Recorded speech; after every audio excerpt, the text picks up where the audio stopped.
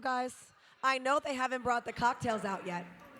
I'm just going to go introduce Jen, Marie. So And if they have, please direct me in what area. I was told 5 o'clock California time. I'm waiting.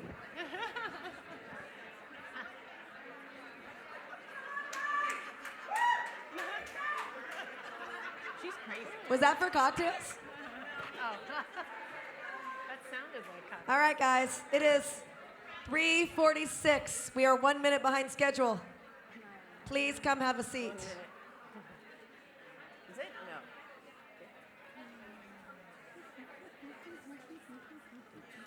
So our final conversation for today is about building a brighter future, not only for the people in racing, but also for our equine athletes. I know everybody here is very passionate about horses and horse racing, and we need to be just as passionate about aftercare. Looking into our current regulations is what we're going to be focusing on here, as well as aftercare, among other topics. Moderating this particular panel is going to be from our committee on the Women's Summit, owner Kellie Hill. So the moral of the story, don't be on the committee because you might land here. But anyways, I say thank you so much. I mean, can you believe this? This is so awesome. I've been sitting up there and looking down, so to sit here and look up, just want to say thank y'all so much. I know we are the last panel of the day that's holding you back from cocktails, so we're going to try to keep this as invigorating as possible. So I'm going to start off with introducing the panelists. They're going to introduce themselves, and then we're going to start rolling. So first, I'm going to start to my right with Jen Roytz of Brownstead Farm. Would you tell us a little bit about yourself? Yeah, my name is Jen Roytz, and I'm the owner of Brownstead Farm with my husband Stuart. It's a farm in Lexington, Kentucky, just outside of Lexington, actually. And we raise and breed thoroughbreds to race or to sell. And then a big part of our farm is aftercare as well. We always invite any of the horses that have been raised at the farm or come through the farm to come back to the farm upon the conclusion of their career. There's a note on every one of their papers saying that if any time they need any information about that horse's veterinary history or any kind of information about how they were raised, they're more than welcome to reach out, and that we would be honored to handle their retirement whenever that should happen. In addition, I'm a partner in Top Line Communications, which is a marketing agency in Lexington, and my career has been in the horse racing industry and aftercare. Most recently, I was the executive director of the Retired Racehorse Project for 4 years, and on the board and helping with their marketing for 6 years prior to that. Awesome. So as I've started to get to know these ladies a little bit, I want to make sure you get to know them a little as well. So would you tell us a story as to kind of what your hook was into the racehorse world? There were lots of hooks into the racehorse world, but there's a moment, I was just talking with someone about this the other day, there was a moment when I was in college. So I wanted to go to school in Kentucky to be part of the thoroughbred industry. I grew up in Cleveland, Ohio, not the horsiest part of the country. And but I learned to love horse racing at Thistledown. And so I put myself through college galloping racehorses, and I remember the first time that I got to actually sit on a horse at Keeneland Racetrack, and I am trying so hard to not, imposter syndrome is what we've talked about, trying so hard to look like I belong, and I had just gotten licensed the week before, and go out there and we're warming up and everything, and then you turn around, you stop, you let your horse take a beat, and then you gallop off. And I just remember, clear as day, I can see it in my mind's eye, looking down and just taking in the fact that I am on a racehorse on one of the most historic and amazing tracks in the country, and I can see the horse's mane and the tack and the scratches on the yoke, and I remember everything about it. It was almost like I had to wipe the emotion of that moment away, and then turn around, jog off, and pray that I wasn't going to get dumped right in front of the outrider, which thankfully I didn't. I got to ride a lot more horses. Good story. But I remember how meaningful that was. I know we each have those moments in racing that might not be our biggest success or our greatest accomplishment, but they are those moments that just kind of move us and change us. Awesome. Well, thank you for sharing your moment. Of course. And then next to you, Miss Marie Moretti. thank you so much for joining us with the Del Mar Thoroughbred Club. Would you tell us a little bit about yourself? Of course. Well, first of all, I was introduced to racing through Bill Shoemaker, the legendary jockey. So I think I started at the top. And Bill took me around to the backstretch and showed me what was going on there, introduced me to the people there. And I just fell in love with the sights and the smells on the backstretch. And that was kind of hooked me into wanting to learn more about the industry. As I grew into my job, which was in public affairs and public relations work, I ended up doing the kind of leading the public relations team in Sacramento to support the legislative effort to lower the license fee that horse racing paid in the state, because you may not know it, but horse racing paid an exorbitant fee above and beyond what any corporate tax would be. And so we enlisted the help of breeders and trainers and the owners and labor and the truckers, and I got to learn all aspects of the industry, which for me was absolutely wonderful, and we won that campaign. And horse racing, Senator Ken Matty's SB 2000 passed with flying colors and was signed into law. So that was probably the highlight of my career in the public relations world of horse racing. And That's a great story. it was fun. All right, another highlight. What about your favorite race? I know you probably watched a few. I have a number of favorite races, but I mean, with all due respect, how could we not say that Flightline was one of the best races we've ever seen? You know, that was absolutely favorite. But I would have to say that the most memorable race that I ever saw was one that I actually did not attend, and that was the 1986 Kentucky Derby. I don't know if any of you are around or remember this, but it was the Battle of the Sunshine Boys. That is Charlie Whittingham, who was 73 years old, and Bill Shoemaker, who was 54 years old, the oldest trainer, the oldest jockey at the time, to be in a Kentucky Derby race. And it was on Shoe Road, Ferdinand, that day. And he started off in one pole and was last, until like the stretch coming down, and he ends up beating the group by 2 lengths. It was absolutely fantastic, and I was screaming my head off in front of the television. So that was probably the most memorable, and quite a long time ago. I'm going to have to YouTube that one, look that one up a little bit. Thank you for sharing. And then Miss Bo Derek, thank you so much for joining us with the Del Mar Thoroughbred Club. Thank you. Yes, I'm on the Del Mar Thoroughbred Club also with Marie, and following in her footsteps in a way. I served as a racing commissioner of California for, I think, 7 years, which was a weird journey to go from being an actress in movies. I started getting invited as a celebrity to the Kentucky Derby. And it was the artist Leroy Neiman who finally got me down in the paddock, took me to the backside, and that's where the magic was for me. And one thing led to another, and I got involved in trying to stop the slaughter of our horses for human consumption overseas. That was 22 years ago, and I'm still working on it. But in the process, Governor Schwarzenegger's office called, and they said, would you consider serving on the horse racing board? I said, no, I didn't even know what it was. I said, no more boards. I'm on the Kennedy Center board, I'm on the VA board, I'm on all these boards. I've got to stop and get back to making a living. And they said, well, would you just try it for a few months? I said, look, I'm a fairly decent horsewoman. I love racing, I'm a fan, but this is not my expertise. They said, good, we have enough insiders, we want a woman, and why don't you just look after the horses as a board member and the safety issues? Try it for a few months, and I'm still here. So and how many love months it. ago was that? Yeah, I made so many friends, and I found the interesting so interesting.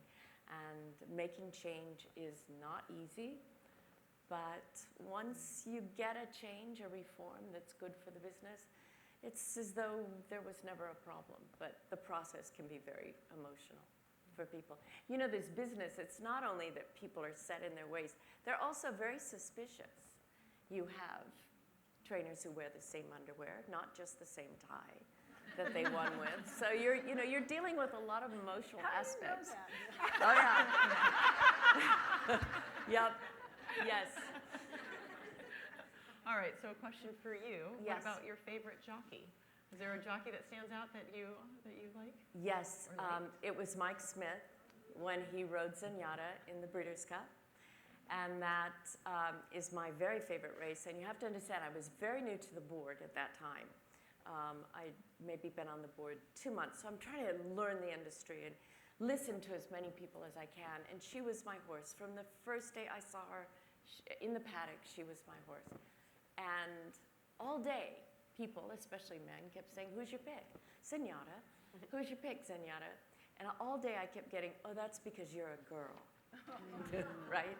So I have to say, when he came around that corner and went through horses, around horses, and she was just so obviously faster than everybody else, than all the boys, I felt vindicated and was probably a little obnoxious about it, too.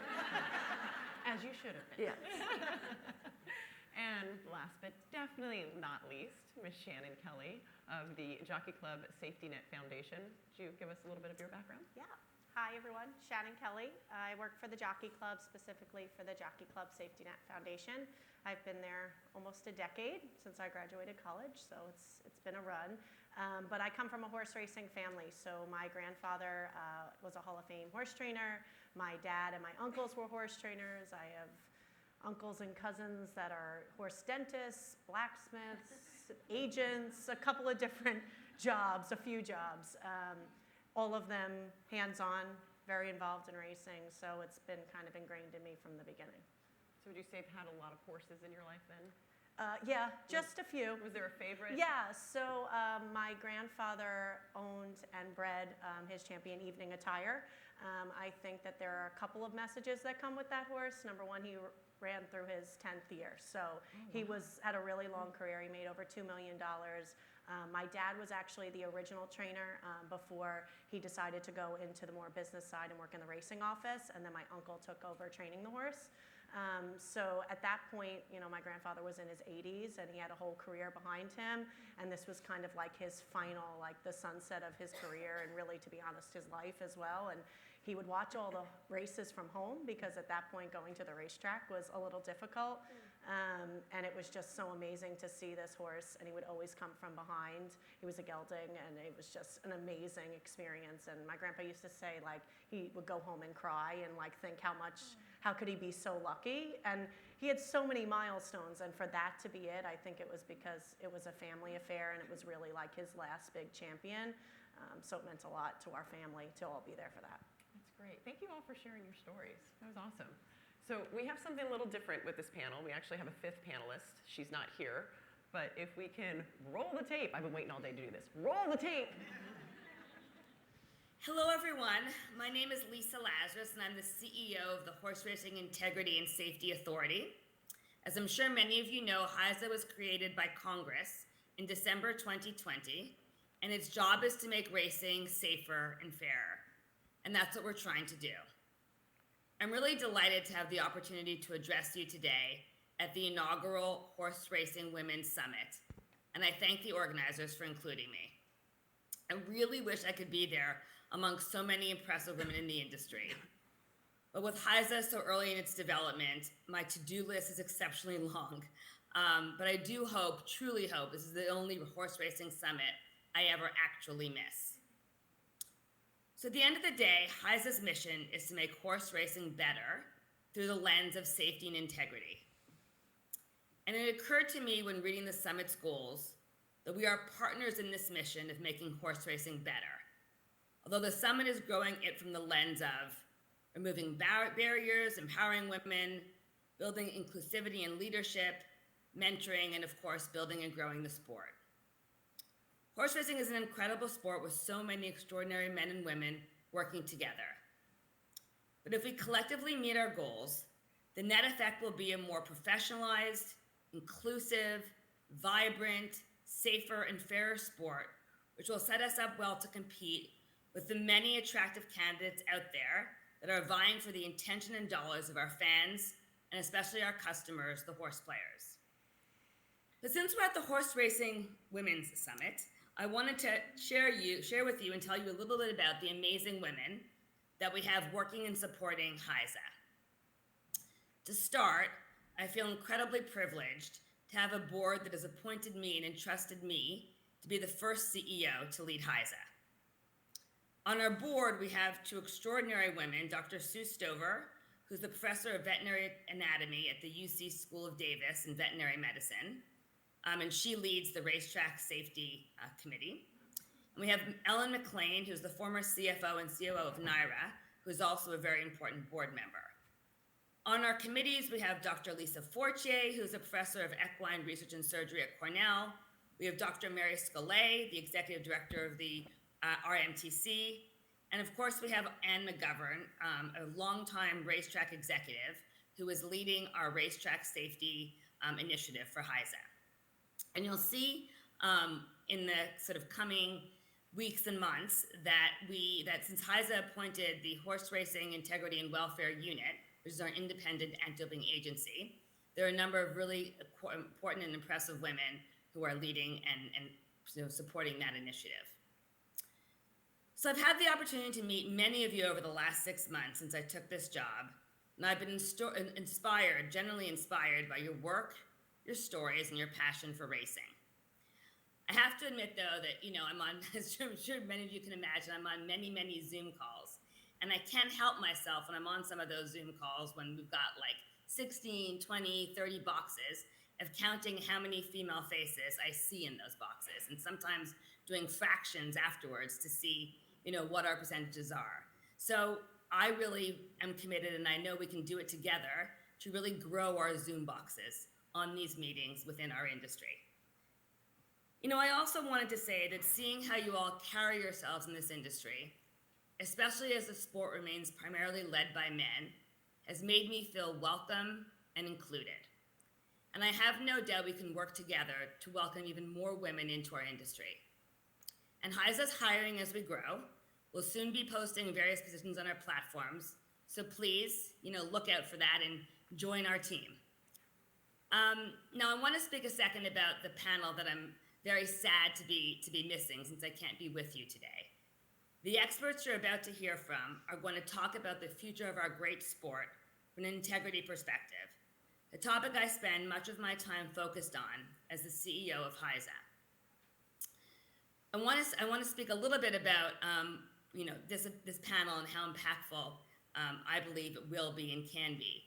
When I actually had the privilege of coming out to Del Mar for the opening of the racetrack, and I was told ahead of time that I would meet Bo Derek, and I thought to myself, well, this job just got pretty cool. But I have to say, I was absolutely blown away by Bo's authenticity, her sincerity, and her genuine commitment to the welfare of our equine and human racing participants. We are very lucky to have her in our industry. Shannon, I've been fortunate to see Shannon firsthand do the work that she does.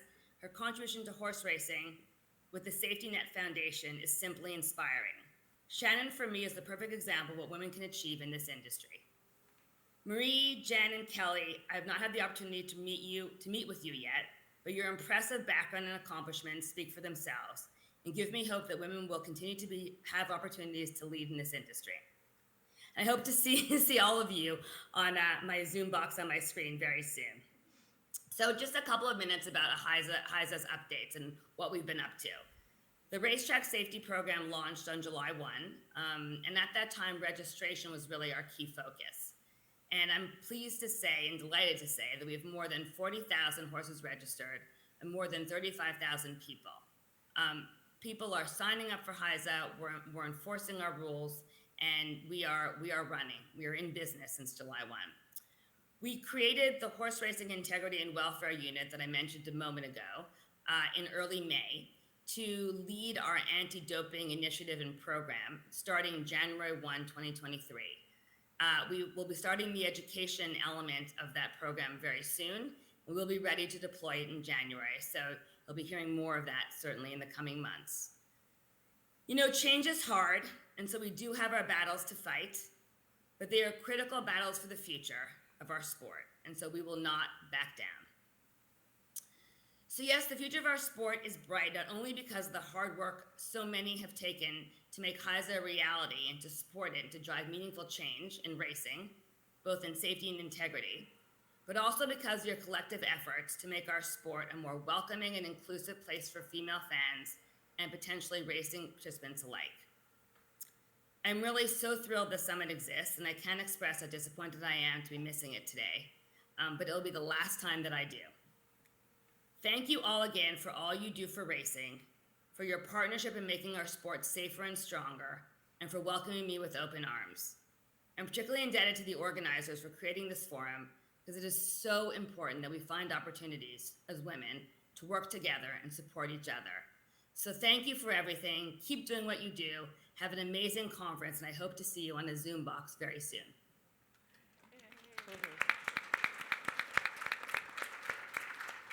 All right, you guys ready? We're gonna dig in. It's gonna be meaty. It's gonna be good. So Bo, I'm gonna start with you. Sorry, I get a little excited. I'm gonna start with you first. All right. You talked to us about what brought you into racing, right? But you're here. You're staying here. You know, Lisa referenced that you were genuine, your authenticity. Change is hard. You mentioned that as well. Tell us why you're staying. Tell us where do you think that really, as we talk about the integrity of the industry, where that needs to go?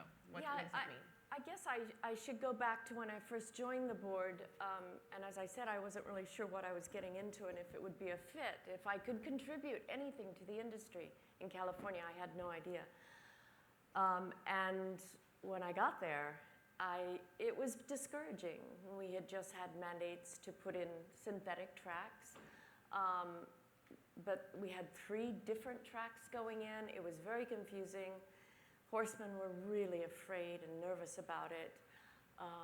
Riders were giving me I'm a good listener, so riders were giving me different input, and everything was up in the air. The first thing that I voted on was to stop the use of steroids in horse racing, and it was a big scandal internationally and in the news all the time. So we cleaned up some things, the board, the industry, but there was a time when I really thought, okay, I can't even get my horsey girlfriends to the track. They think it's a cruel sport. And all I do is defend this sport, defend the use of the whip, all these things, these aspects of it. And I sort of felt like I was, hanging on to a sinking Titanic.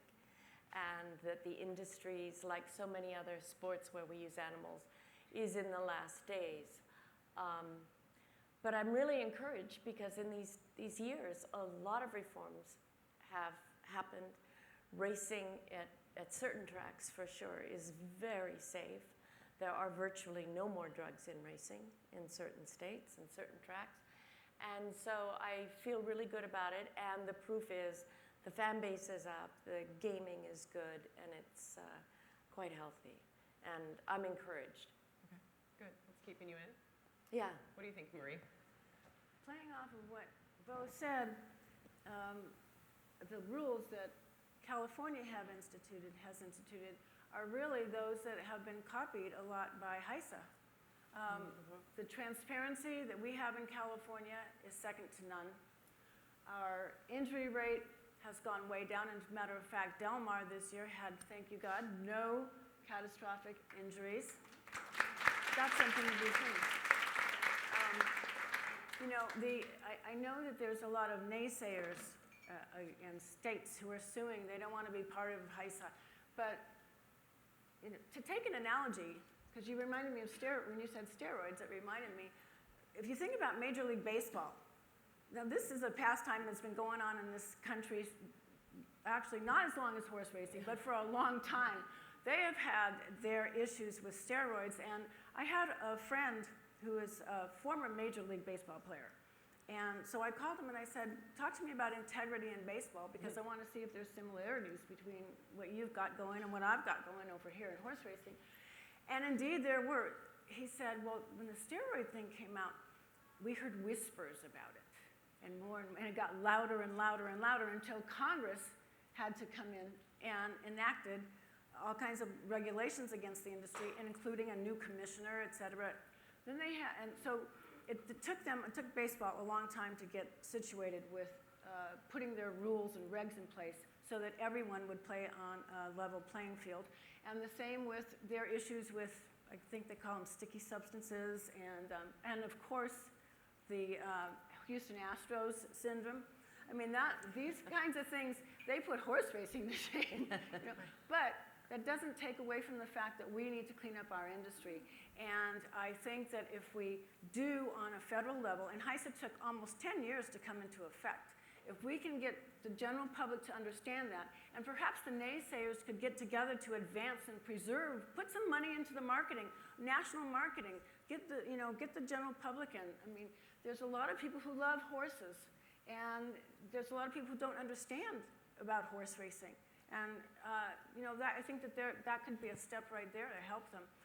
One more comment about, I talked to someone this morning who was saying basically they didn't want government interference, and they didn't want a federal law. They didn't want to have that federal authority. It should stick with the locals and the states. Well, I must say, I actually had the privilege of being appointed by 5 different governors in California for different positions, and I've watched and witnessed legislation being made. It's not the best thing that can happen, but these are Democratic and Republican governors, and I can tell you when the teams get together, they can produce something good and healthy. And I think that HISA can make it more fair and equitable, not only for the people in the industry, but get that word out, and the general public will eventually come on board. You're always going to have the people who don't like horse racing, but we need to have the general public, I think, understand what we're doing and that we're trying to improve it. And we've heard the complaints, and we're not underhanded. And that's my spiel right now. I'm just watching the nodding head at the end. Shannon, what are the thoughts that are going through your head as you're nodding? Well, I think obviously working for the Jockey Club, we were involved from a very early stage in making sure that this federal legislation went through. And something we talk about all the time is that, I think that Lisa is really suited to lead us into this new time. And I think perception, which Marie was, getting to, is that, the public in the age of social media and the age of the internet, the public is on us all the time, even more than they were, 20 years ago when you still had people that didn't like horse racing, but now it's in everybody's face all the time with TV and the internet. So I think there is nothing else we can do at this point other than acknowledge that we needed to make a change. And a lot of times we tried to do it in a state-by-state basis, and it didn't work out. We still had problems, so this is the final straw. We had to bring in the big guns, for lack of a better way of putting it, and have a centralized authority that can lead us into the new age and make regulations happen and put in rules in place and enforce the rules. So I think there's a lot of different aspects that make horse racing really unique. We obviously have our equine athletes, and Bo and Marie touched upon that, and I think from where I stand, I work a lot with the human athletes and the people that take care of our equine athletes. And that is just as important to the public perception as how we treat our horses when it comes to doping scandals and things like that. It's how we treat the humans that care for our horses. It's something I'm very passionate about, and I think it's not something that we can just be quiet about anymore. I think there are a lot of unbelievable organizations in horse racing that are quietly solving and putting out fires and making life on the backstretch better. But it's time that we all get on board and start talking about it, because we are exposed to the public now more than we ever were. And if there's any problems, they're going to find out about it. So it's really important that we start touching all aspects of the sport and making sure that everyone is connected to it. And I think, Lisa gave the numbers of how many horses are currently registered and how many humans. Right. So you're talking about if you're on the backstretch, you are considered a covered person. You need to be registered with HISA. And I think that leads into more accountability. We know who's there. We know who's touching our equine athletes. We know who's back there. And it gives us a little more ability to have a handle on what we're dealing with. And now we'll have the resources to maybe find solutions to problems that have been there for a while. I want to come back to the human aspect, the backstretch, but before we get there, I know you deal a lot with the horses as they're coming off the track, and as they're experiencing things on the track, and it's like, hey, here you go, have fun. But what are your thoughts as far as this about the integrity? Like we'll probably cover the doping here in a moment, but just the integrity and the horses that are actually now coming to do their after programs. Yeah, I mean, I think we can all agree up here that HISA is going to be long-term beneficial in so many aspects of our sport, and aftercare is no different. It's going to create a lot of uniformity across the entire country, because I think there was a panel earlier today that talked about how tough horse racing is to learn and get into from the outside. There's a whole language that is not common to the general public, and there were rules that were different from, where I am, from Ohio to Kentucky to Indiana, and it's going to unify all that, which is a really important piece of it. And I think there is a huge potential fan base, owner base, betting base, investment base in the general equestrian world. They love horses already, and that is the easiest barrier to overcome to get into loving horse racing. And I think this will give people who maybe haven't had the opportunity to have that touch point with horse racing or have been wary of horse racing, give them more confidence in our sport, give them more confidence in getting horses from our sport to use for the next phase of their lives. I think it's going to be beneficial in ways I don't think we've really had the luxury of even exploring yet. Right, so it's showing the public, we hear you. We hear you, we're making a change. Interesting. Shannon, let's come back to the backstretch. You were it was the Jockey Club Roundtable Conference, and you gave quite a speech there. If you guys haven't seen it, I highly recommend YouTube. It's really great. But your message that you spoke about the backstretch, your passion for the people, and even Bo said that was the magic. And I'm sure all of us here, as I take friends to the backstretch, it hooks them. It hooks them. But there is a not so magical piece of the backstretch. So would you kind of talk about maybe where our brighter future that we have for that area? Yeah, I think that it's a really unique aspect of our sport specifically, because I don't think it's comparable to other sports. You don't have people living in football stadiums cutting the grass at 2 o'clock in the morning. Right, they don't live on the property. So that's very unique. And yeah, you work for a team, right?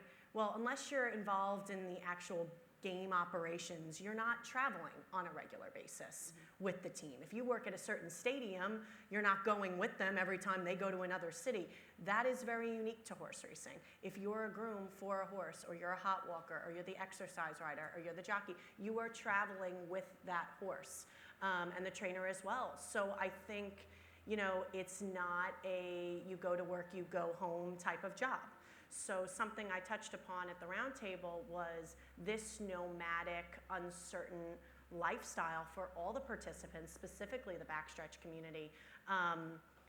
It can cause issue. It can cause loneliness. It can cause, Susan touched upon it, the mental health issues. And I think it's something that has always been there, but like I said, it's not something we really talked about, because the fires were being put out because there's unbelievable individuals that care a lot about their staff and the people that work there that are helping make the life better. But the reality is you have to have a collective approach to it. And I think, we do have charities.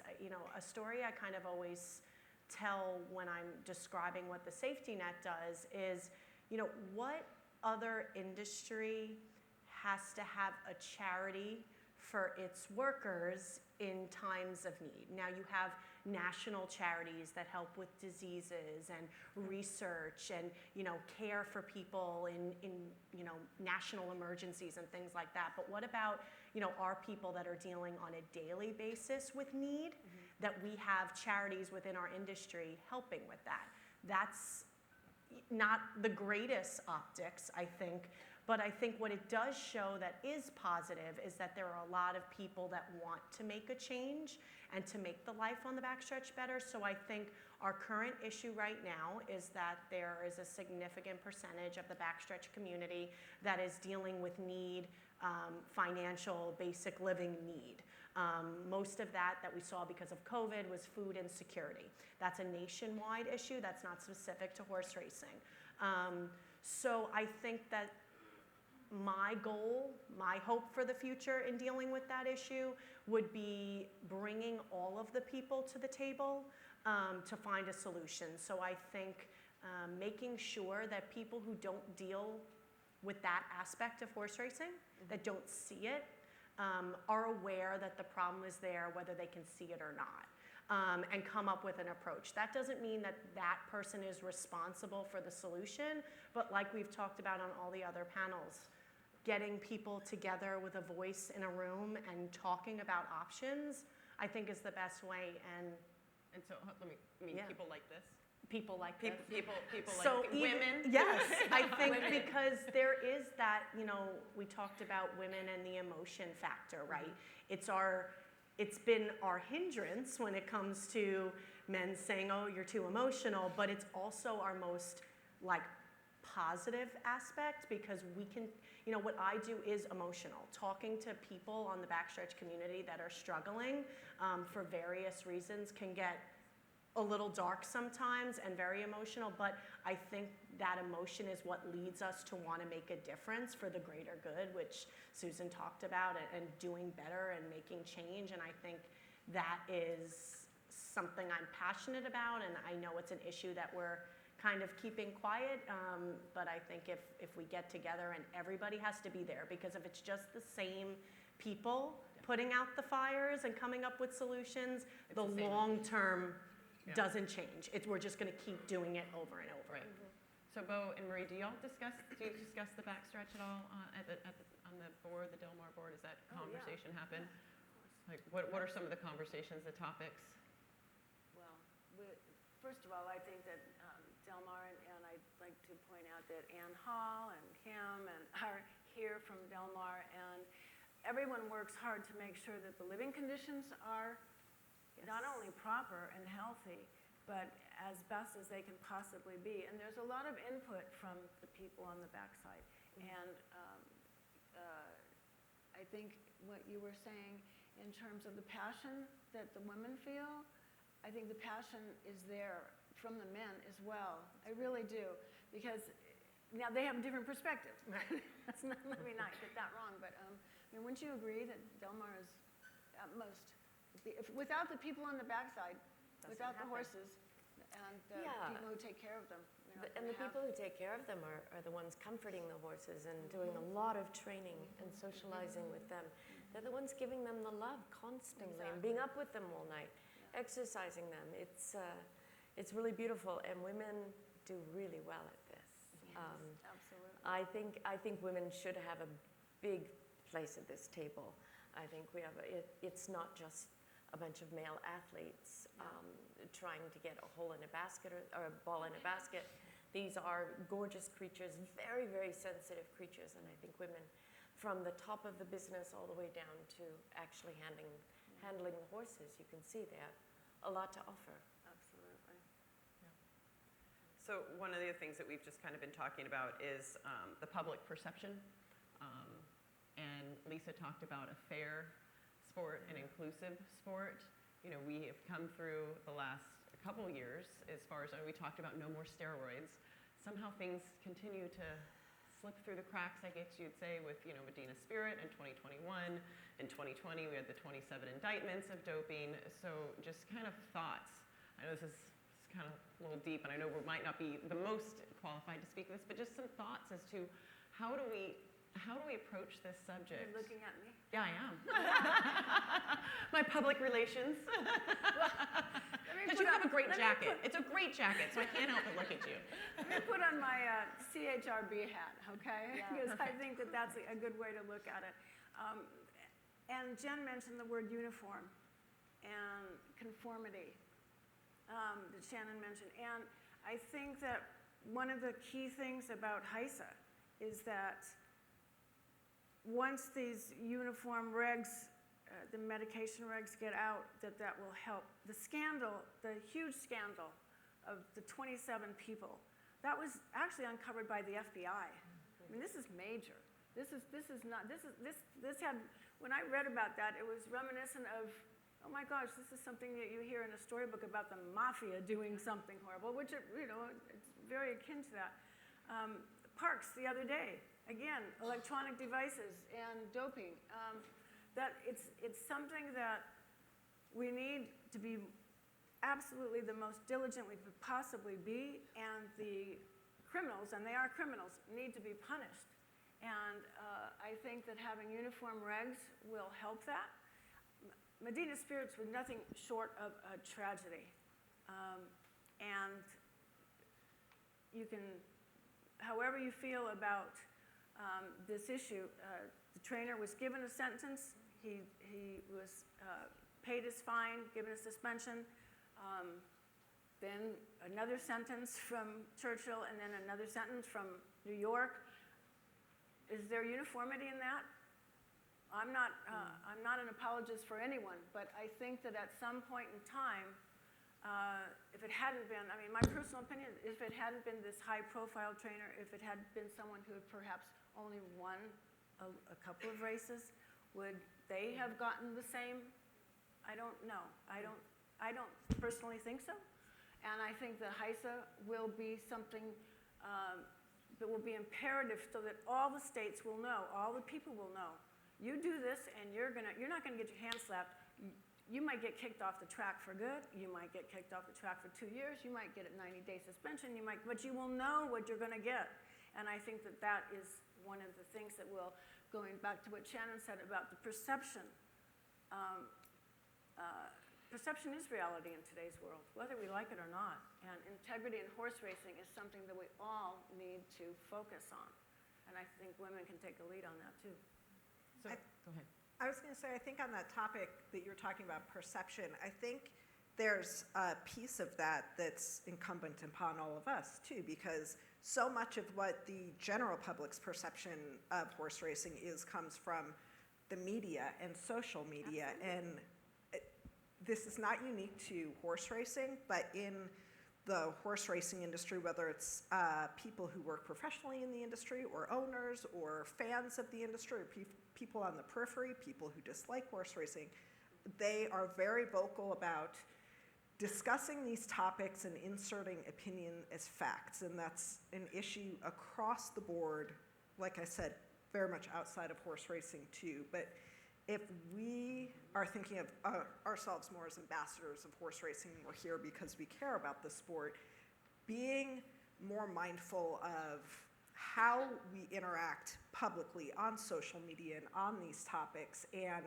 making sure we're informed about the topics before we are very liberal about our opinions on the topics. You see all the time things on social media that are half-truths or ill-informed, or things that you know are wrong, and a lot of infighting. And I think horse racing would really benefit from more people looking inward to themselves as being ambassadors for the sport, and helping to get the right information out there and the right conversations out there, so there's not misinformation that's driving some of these public conversations. Exactly. Right, exactly.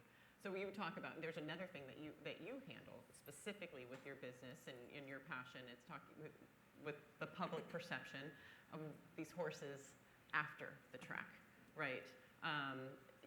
Tell us a little bit about how you are working with the horses as they come after the track, and trying to keep them from going into not so good hands. So I talked a little bit about what our farm does as far as any horse that comes from our farm. But part of our business model is getting horses off of the track, buying them off of the track. I don't ever expect to get a nice horse for free. I'm more than happy to pay good money for a horse, retraining it and selling it.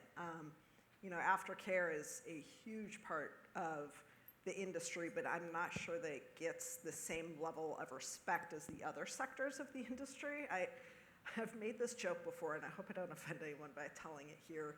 There are some circles in horse racing, and a lot of them tend to be male-dominated, where if someone asks, like, oh, tell me about what you do, and you say, oh, I work in aftercare, it's like you've walked up to someone and said, I'd like to talk to you about your relationship with Jesus.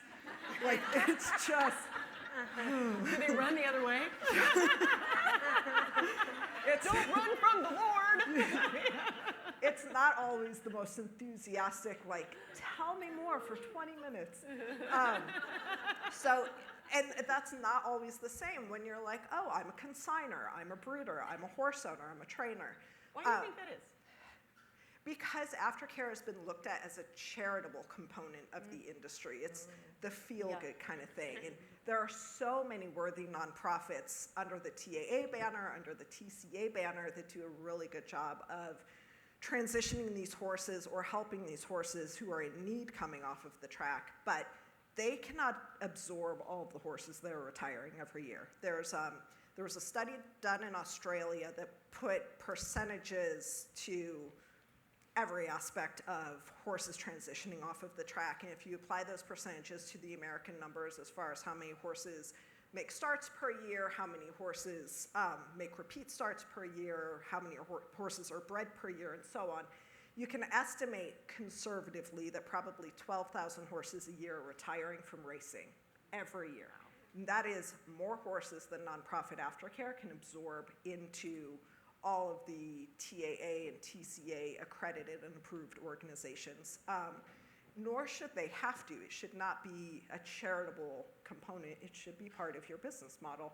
It should be a plan that you have, just like you have your plan for your yearling purchases or your racing stable. There should be a plan in place for your aftercare, and there's a lot of for-profit aftercare. I do for-profit aftercare. I buy these horses off the track. I put 6 to 12 months of training on them, and I hope to triple my money, if not more, on what I bought them off the track for. Usually that ends up to be like doubling what I invest in them during that training process.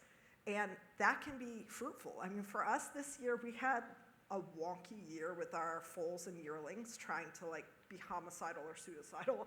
So our aftercare and all these horses I sold paid for our vet bills and paid for a lot of the other farm bills. So if you do it right, So it's a viable business. It can be a viable part of a sustainable business. Oh, interesting. But I think one thing we really need to do is stop solely looking at it as a charitable component of the industry. It is a viable sector of our industry. And I think one key way to do that is through accountability.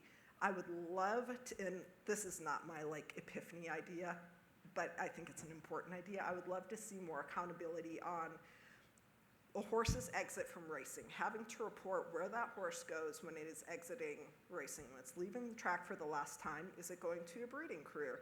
Is it going to a sanctuary? Is it going to an aftercare organization? Has it been purchased by someone for non-racing purposes?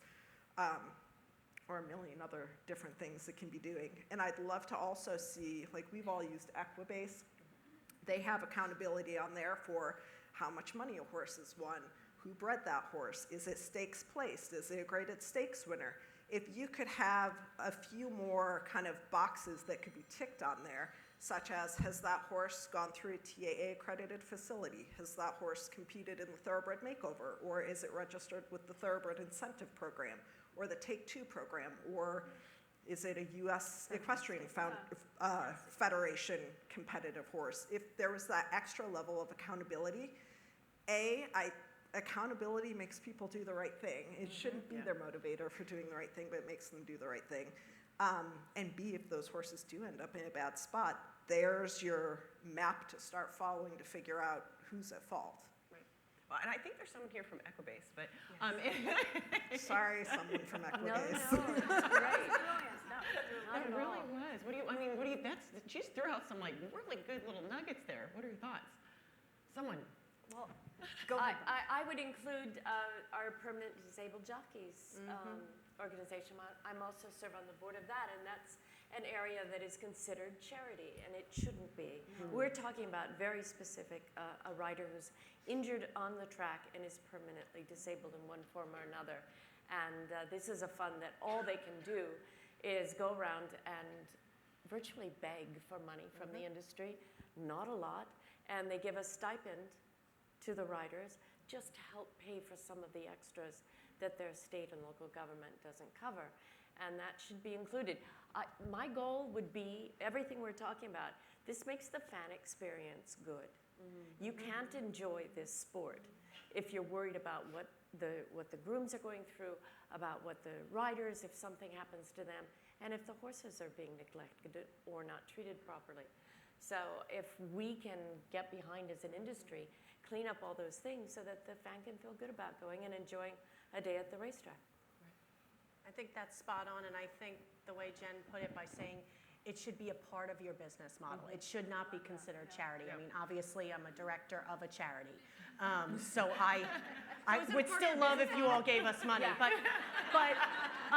what I think is the crucial part of that, you know, with the PDJF, with aftercare, it should be if you are entering into the sport, you should be aware whether you are a gambler, whether you are just a fan, an owner, a trainer, you need to be aware, and those costs that are associated with putting on this show, putting on this sport, should be incorporated, and you should be aware of them before you enter into it. Now, yes, does that maybe deter some people because the cost will go up?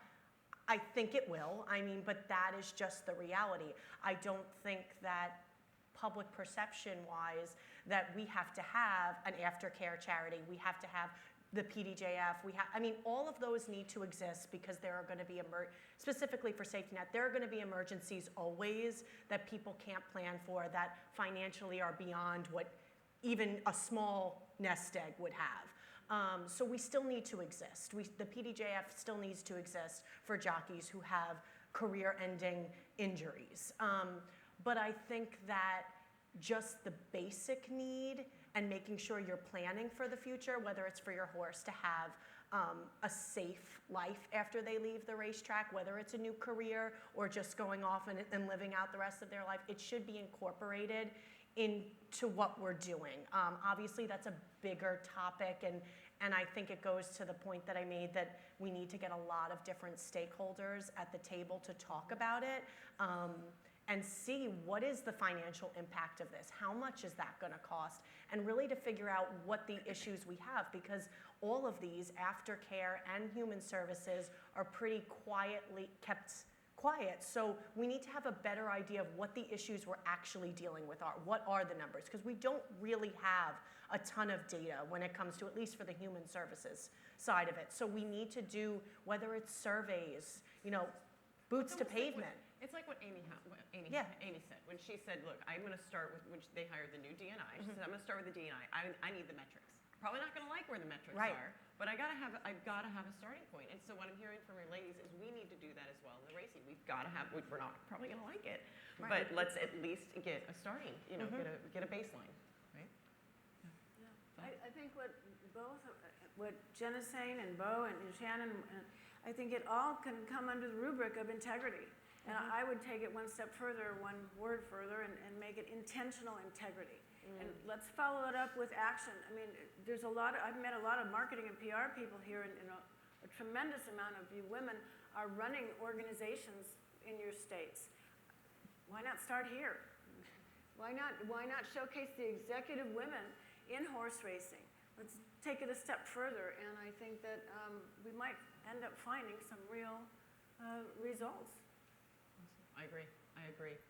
So I know we had one more question, but I want to open it up to the audience just to see, because I did see some heads nodding, and I'm sure there's some passion out there. I think we've got some microphones. If anyone has a question they'd like to ask, we promise nothing will get thrown at you. I have a water bottle though. Yeah. Is it half empty? Oh, we've got here one in the front. One up there too. Back here. So I think we can all agree that where aftercare has come in the past 10 to 15 years is absolutely incredible, thanks to the entire industry. And there's a lot of due diligence on where a horse gets placed after the track, or an increased due diligence, but it's a fact of our industry, of horses in general, that horses get sold. You know, they get moved on for different purposes. And it's not unique to the horse racing industry, but sometimes it's not the person that took them off the track and put them in their first home. It's the fourth, fifth home down the line where problems start to arise, which unfortunately for us, being such a high-profile industry, you know, it comes back to us, and you see it, you know, you've seen some high-profile cases in social media lately obviously we're continuing to work on where they go right after the track, but is there anything in plan, any ideas, any thoughts on how to tackle those issues when they come up down the line? Because it's an incredibly tough issue, but ultimately it does keep coming back to us in some form of PR manner. I mean, this seems like a no-brainer, but always having a contract in place, like all TAO organizations, one of the things they're required to do is adopt out horses with a contract. When I sell a horse, that horse always goes with the contract. It's a pretty thorough contract, but it's pretty easy to follow. You have to let me know if that horse ever changes hands. Like, I want someone to take that horse into bigger competitions and sell it for more money and keep it, that's what they do. That's great, but I always want to know where that horse goes, and no slaughter clause and things like that. End of use, it can always come back, that kind of thing. But I'm always amazed when I'd say I buy 10 horses a year off the track or so, and then we get horses of our own that we breed coming back. I never have someone ask me to sign a contract. It's always me having to encourage them to sign a sale contract with me and use basically the sale contract I use to sell horses. I ask them to please use that for me buying their horse.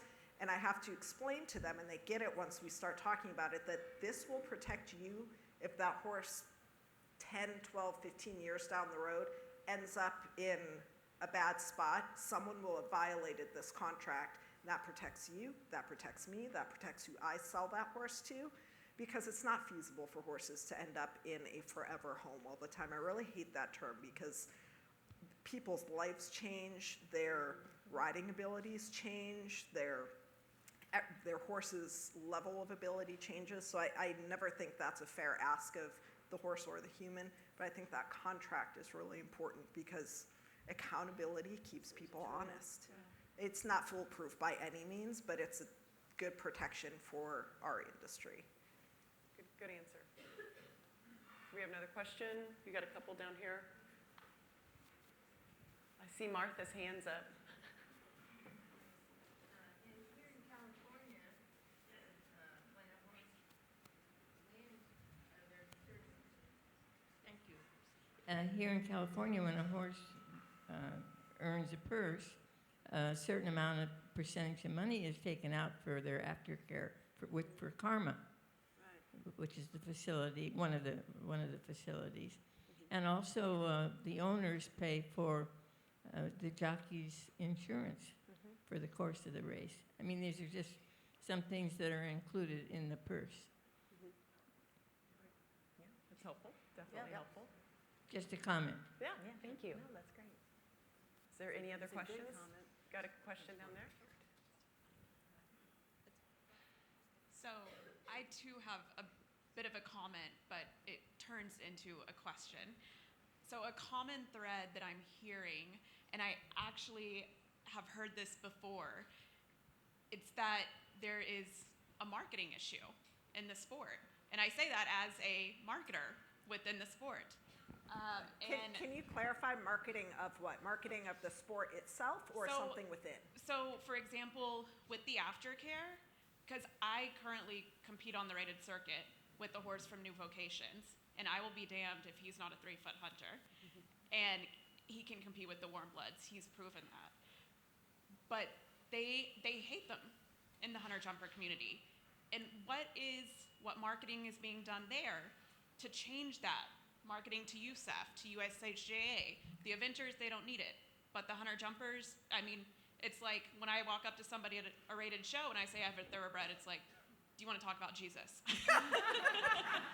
I know that feeling. For example, with the doping, so Chip Tuttle, who is very well respected in our community, he said last year at Racing Symposium, no sport has lost control of its content the way horse racing has. In terms of having a more positive conversation about our industry, that's our obligation to do so. And I think, so that goes to doping. With the backstretch, I mean, it is part of the fan experience. You want to know that you are supporting, or most decent people want to know that they are supporting a sport that is good. And I think what the question, what the comment turns into is essentially it is, and that's also why I'm so passionate about social media for the sport, and changing the dynamic and changing all of the, negativity on Twitter. But I feel like it is a marketing issue, and I think that what is so inspiring about being here today is seeing all of these women, because will do something about it.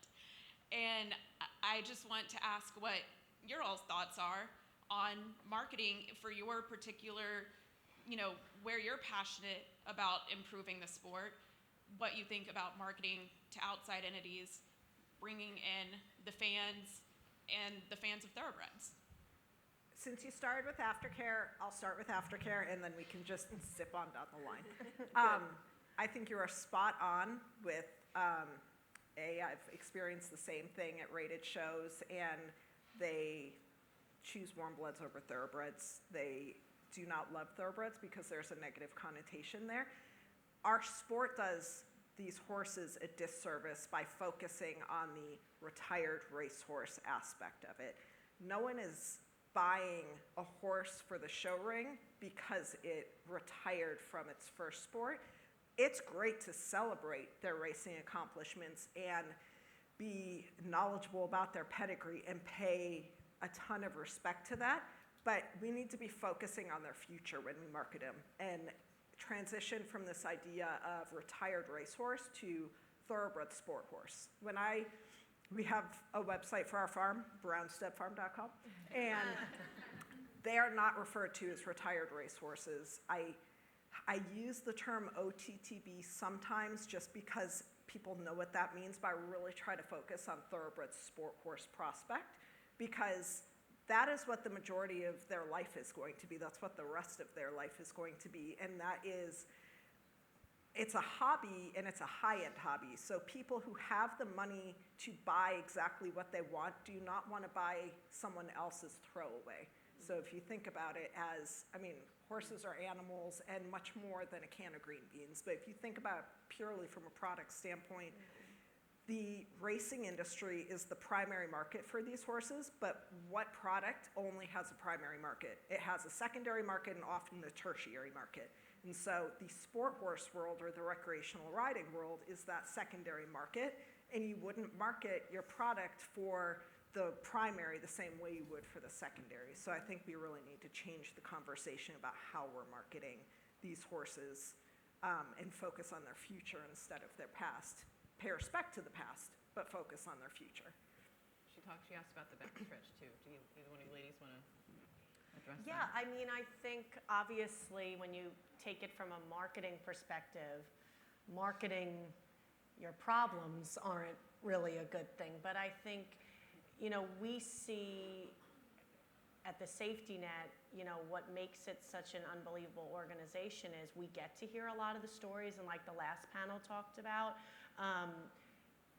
the way you're going to hook people in is the story, and every person, every horse on the backstretch has a story that's going to resonate with somebody. And I always say that we're our own worst enemy, because we are nitpicking and we should be angry when things go wrong and there are problems, but I think running, and it's been brought up, running to social media and not being our own advocates is the biggest problem. So I think if we can try, to look for the positives, how we word these things, how we present these stories, and I think we have some unbelievable, publications in the industry, trade pubs, so to say, that are telling these stories in such a powerful way. I think that maybe we need to be better about how we frame it and what stories are going to hit the mainstream. And the reality is anything on social media can go mainstream at any point. So I know sometimes in horse racing, we think that Twitter is just ours because we're like the only organization that relies just on Twitter these days. But we need to be aware that it can go further than us. So we need to be really conscious of the words that we use, the phrases that we use. And I think none of us in any capacity in this room have the answers to all the problems, but I think the first step to public perception is to say, we recognize that there is an issue with X, Y, and Z, and we are surveying the people that are involved in this issue, and here are a couple of ideas that we have. We don't know how successful they're going to be, but we want people to know that we're working on it. It's not just a blanket, well, we're sorry that another problem happened. No, we know that there's a problem and we're still working at it, and we hope to present an answer to this problem soon. I think it's all about messaging and making sure that we're all on board and pushing. It's not to say that you can't be critical. We have to be critical to weed out the issues, but I think we do need to sometimes figure out a way to message it in a way that we are working towards a solution for various problems within the industry. Bo, can I ask you one question? Yeah.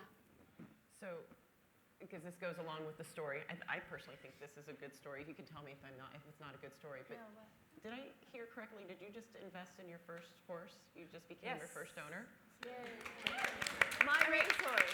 But I have to disclose that I knew about my racehorse because, in disclosure, my niece is a co-founder of Grand Slam Social and works with my racehorse. So I've been hearing about it for quite a while.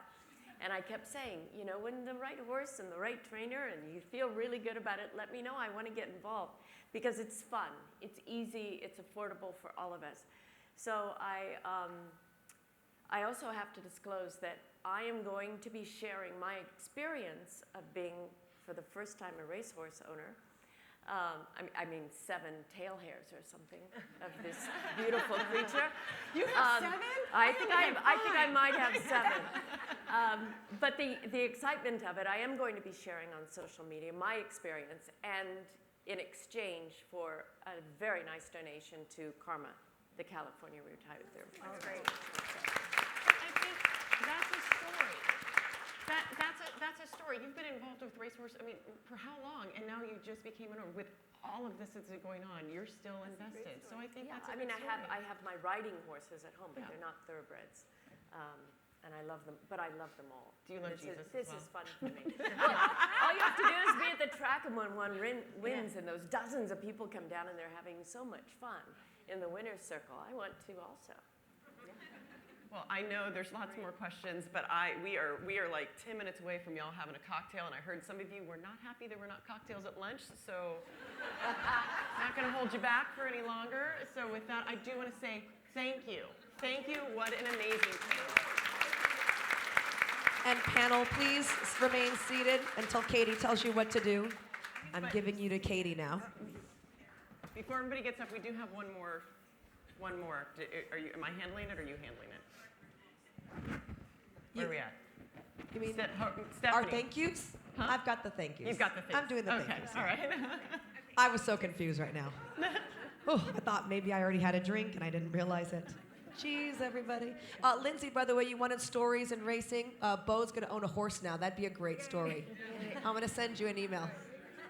None of you guys take credit, all right? I want my name on NBC.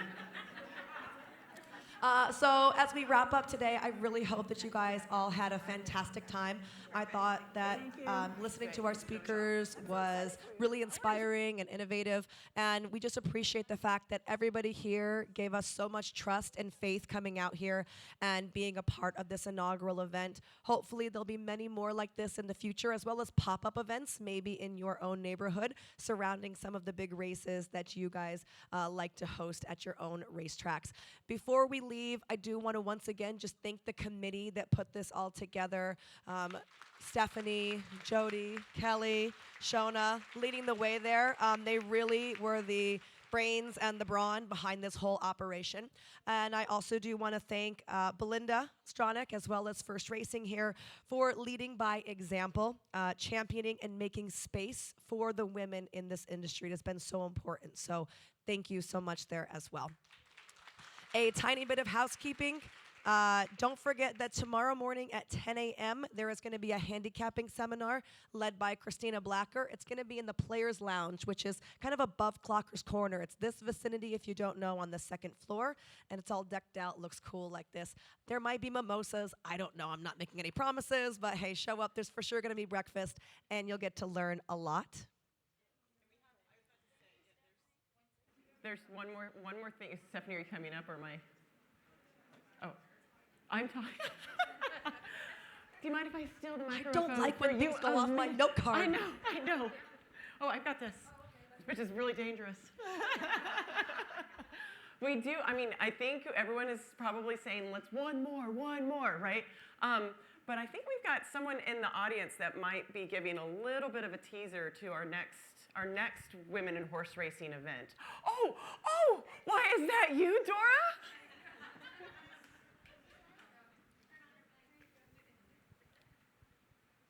Are we on? So we're going to have this little shindig in November at Keeneland. And what better way for us to continue this great energy and synergy we worked on today? Let's take the party to Lexington. We want all of you to come.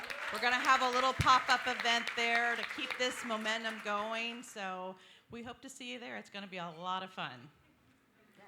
Okay, now. Is that it? That's it.